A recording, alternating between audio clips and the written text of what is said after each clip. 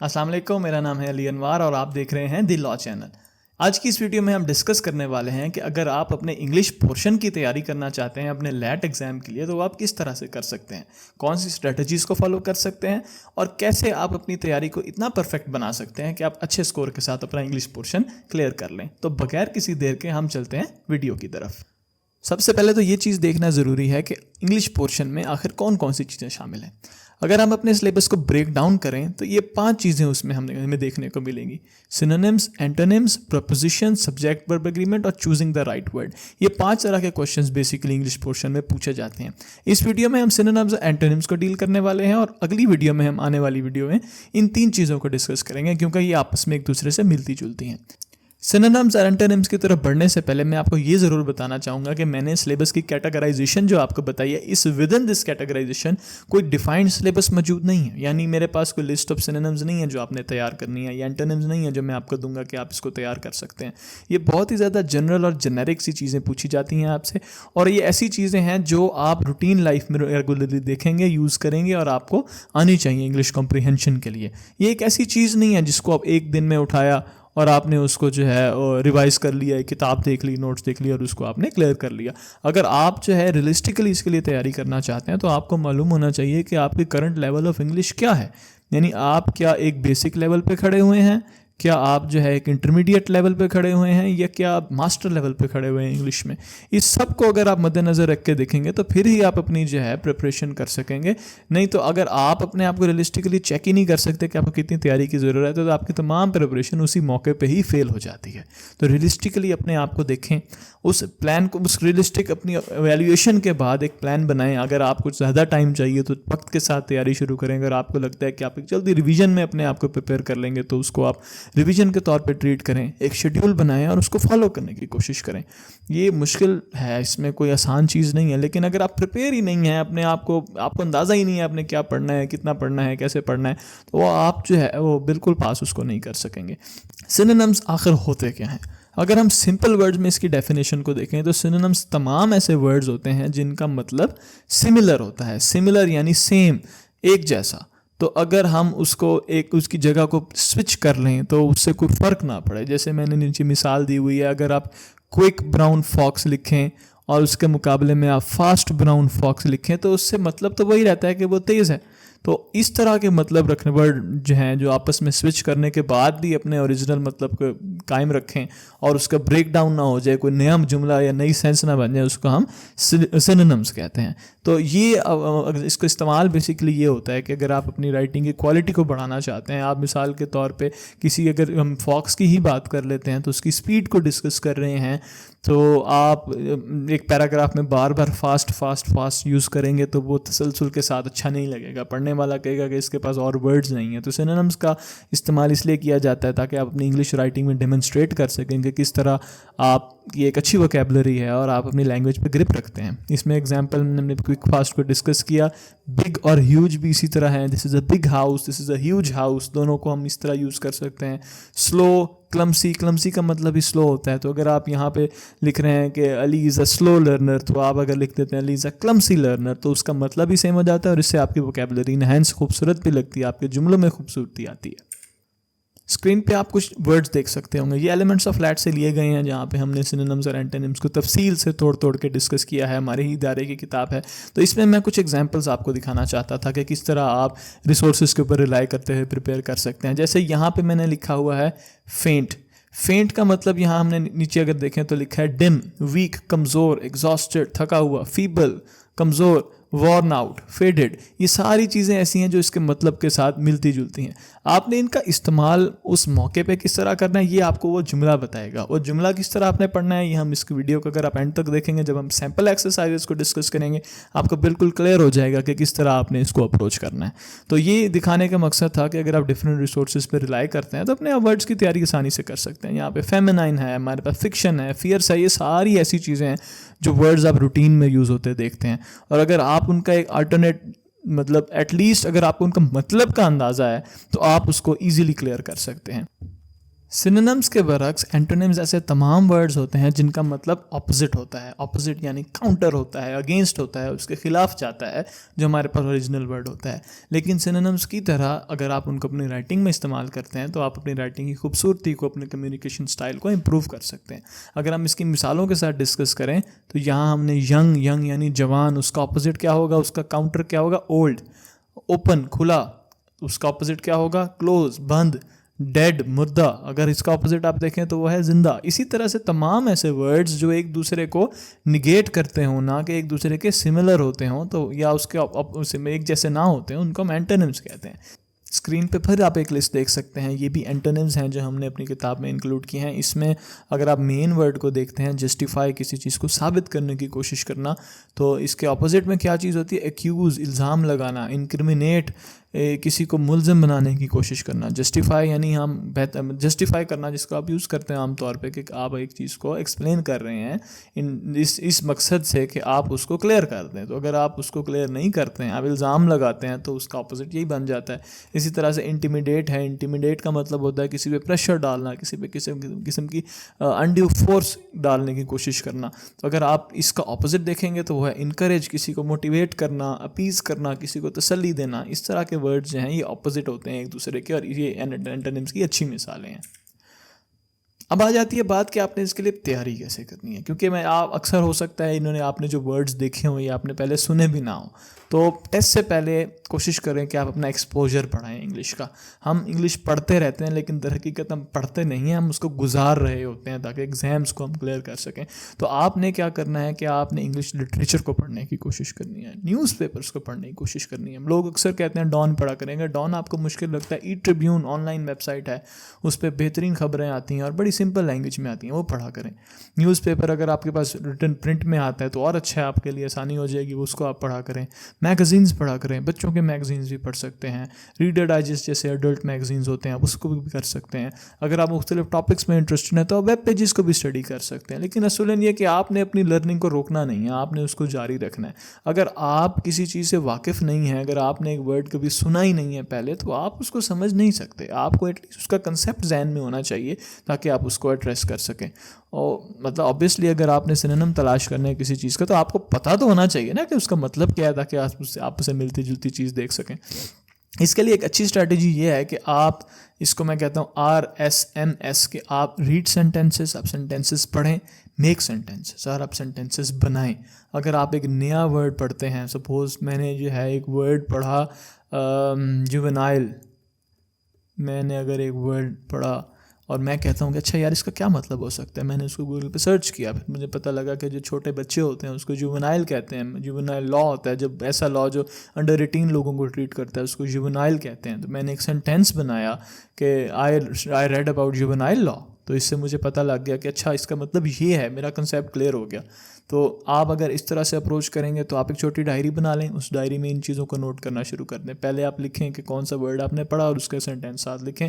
ना सिर्फ आपका जो है एक अच्छी रिसोर्स इकट्ठी होती जाएगी बल्कि आपकी प्रैक्टिस भी होती रहेगी। अगर आप ऑनेस्टली अपनी तैयारी करना चाहते हैं तो मेरी नज़र में ये सबसे बेस्ट तरीका है। आप सेंटेंस पढ़ें और अच्छा सेंटेंस बनाएं, आप वर्ड्स के मीनिंग्स देखें, और इंटरनेट आपका बेस्ट फ्रेंड बन सकता है। आप डिफरेंट रिसोर्सेज को यूज़ कर सकते हैं। अब मैं आपको सामने एक मिसाल खोलता हूँ। ये देखें, आप यहाँ पे देख सकते हैं कि कैसे मैंने पढ़ा रेडिकल। अब मुझे इसका मतलब पता है कि अच्छा यार रेडिकल का मतलब होता है कि बहुत ज़्यादा चेंज कर देने वाली चीज़, एक ऐसी चीज़ जो बिल्कुल तासुर बदल दे, रेवोल्यूशनरी। इसका मतलब ये होता है। मैंने गूगल पे जाके लिखा सेंटेंस ऑफ रेडिकल कि मुझे इसका जुमला चाहिए, मेरे सामने आ गया the computer has introduce radical innovations. यहाँ पे इनोवेशंस यानी इन्वेंशंस, नई चीज़ें, टेक्नोलॉजी का बढ़ना और नई वसअत आना चीज़ों में। रेडिकल यानी रेवोल्यूशनरी। मुझे समझ आ गया अच्छा यार जब कोई ऐसी चीज़ आ जाए जो बिल्कुल सोसाइटी को हिला के रख जाए तो इसका मतलब होता है हमारे पास कि वो एक रेडिकल चीज़ है। अब मैं इसको अपने जुमले में भी इस्तेमाल करने के काबिल हो गया हूँ। अगर मुझे नहीं हुआ तो मैं 2 दिन और जुमले देखूंगा, मुझे क्लैरिटी हो जाएगी। तो इस तरह से आप सिनोनिम्स एंटोनिम्स को अप्रोच कर सकते हैं। एक और चीज़ जो आप कर सकते हैं वो है फ्लैश कार्ड्स बनाना। फ्लैश कार्ड्स ये होता है, हम अक्सर अपने टेस्ट के लिए यूज़ करते हैं कि आप एक कार्ड लेते हैं, ये उसकी फ्रंट है, ये उसकी बैक है। फ्रंट पे आप लिख देते हैं कि वो वर्ड कौन सा है, ये उसकी बैक है, आप उस पर उसका मतलब लिख देते हैं। तो ये आप अपने पास जो है ना, आपके पास एक डेक ऑफ कार्ड्स तैयार होता जाएगा जिसमें आपने रखे हुए हैं कि ऊपर आपके पास सिनोनिम्स लिखा है, उसके पीछे उसका मिलता जुलता वर्ड लिखा हुआ है। आपने एंटोनिम्स है, सामने वर्ड लिखा है, उसके पीछे उसका ऑपोजिट वर्ड लिखा हुआ है। तो आप ये समझें कि ये टेक्नोलॉजी, ये जो अपने स्ट्रेटजीज़ हैं, ये बड़े रिसर्च के बाद बनाई गई हैं, ये ऐसे उन्होंने नहीं सजेस्ट कर दी साइंटिस्ट ने। तो आपको अगर न्यूरो साइंटिस्ट ने, साइकोलॉजिस्ट ने आपके दिमाग को पढ़ा है, उसके बाद उन्होंने एक तजवीज़ दिया कि अच्छा यार, बाज़ लोग होते हैं वो इमेज के साथ लर्न करते हैं, उनको ज़बानी चीज़ें याद नहीं रहती, तो आप अपने जहन में ग्राफ्स बना सकते हैं। इस तरह की चीज़ों को यूज़ करते हुए अपनी लर्निंग एक्सपीरियंस को एनहांस कर सकते हैं। मैं आपको एग्जांपल दिखाता हूँ कि आप किस तरह फ्लैश कार्ड्स बना सकते हैं। यहाँ देखें, अब मैंने यहाँ पे इसको ये यहाँ पे फ्लड्स के साथ मैंने इसको ट्रीट किया कि मैंने गैप बना दी। एक तरीका ये है कि मैंने यहाँ पे ये सेंटेंस बनाया और मैंने इसको कहा अच्छा यार, मैं इसकी प्रैक्टिस करना चाहता हूँ, मैं कैसे कर सकता हूँ।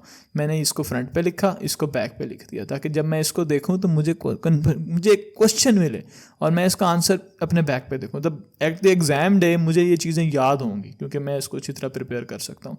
इसी तरह से एंटोनिम्स को आप यहाँ कर सकते हैं। ईगर मैंने अंडरलाइन कर लिया, ईगर टू डू समथिंग, इसका अपोजिट क्या है, रिलक्टेंट, ये बैक पे आ जाएगा। ट्रांसलेशंस भी इसी तरह, अगर आप एक लैंग्वेज यूज़ कर रहे हैं तो आप ऐसे कर सकते हैं। Some people like to be visual, pictures पसंद होती हैं, तो पिक्चर्स भी ऐसे रिलाई कर सकते हैं। डेफिनेशंस भी इसी तरह की जा सकती हैं और सिनोनिम्स भी ऐसे किए जा सकते हैं। असूलन बात यह है कि आप एक टूल, एक स्ट्रैटेजी, एक टिप को यूज़ करते हुए कैसे अपनी तैयारी कर सकते हैं। अब कुछ टिप्स की तरफ मूव करते हैं। आपने ये याद रखना है कि आपने गेस वर्क नहीं करना। बाद दफ़ा होता है आपको समझ नहीं आ रही होती, कन्फ्यूजन होती है, आप गेस करने लग जाते हैं या कहते हैं अच्छा यार इसका ये लगा देते हैं, इसका बी लगा देते हैं, इसका सी लगा देते हैं। Don't do that. आप समझें, सोचें और फिर मूव करें। क्रैम ना करें। आप ये ना कोशिश करें कि आप जो है वो 100 सिनोनिम्स याद कर लेंगे तो आपका हो जाएगा।